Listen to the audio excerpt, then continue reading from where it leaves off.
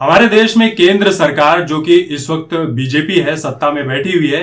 तो ये जब भी किसी गलत काम करने वालों के ऊपर कोई एक्शन लेती है तब पूरा का पूरा विपक्ष और हमारे देश की बहुत सारी मीडिया और उसको पसंद करने वाले लोग ये कहते हैं कि बीजेपी जो है वो सत्ता का दुरुपयोग कर रही है, बेवजह सीधे साधे लोगों को गिरफ्तार कर रही है। बीजेपी जो है सत्ता के लालच में, घमंड में, नशे में चूर हो गई है। ये आम इंसान को जीने नहीं दे रही है। लेकिन जब वही काम विपक्ष करता है तब विपक्ष ये कहता है कि हम तो कानून का पालन कर रहे हैं जी, हम सत्ता के लालची नहीं है, हम अपना काम ईमानदारी से करते हैं, हम कानून के दायरे में रहकर करते हैं, हम जो भी करते हैं सही करते हैं। अब सोनू सूद पर टैक्स चोरी का जब आरोप लगा, ईडी की टीम वहां पर पहुंची, उनके घर पर 3-4 दिन जांच पड़ताल की, तब सोनू सूद का बहाना लेकर विपक्ष ने केंद्र सरकार, मोदी जी और बीजेपी पर कई तरह के आरोप लगाए, कई तरह के निशाना लगाए कि सोनू सूद ने कोरोना काल में लोगों की मदद की थी, जिसके चलते ये चीज बीजेपी को पसंद नहीं आई और बीजेपी वाले बदले लेने की भावना के चलते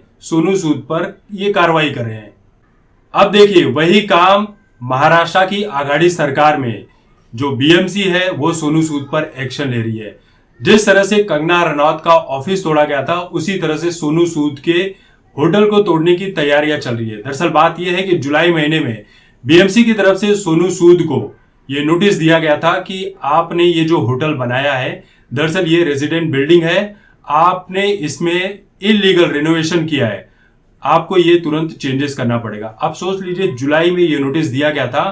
और दिसंबर चल रहा है, कितने महीने बीत गए, लेकिन वहीं पर और कोई कार्रवाई सोनू सूद पर बीएमसी की तरफ से अब तक नहीं की गई। लेकिन सोचिए कि कंगना रनौत पर 1 घंटे का नोटिस चिपकाकर पूरा का पूरा ऑफिस तोड़कर गिरा दिया गया 40-50 करोड़ रुपए का। तो सोच लीजिए कि ईमानदारी से काम कौन कर रहा है और बदले की भावना से काम कौन कर रहा है।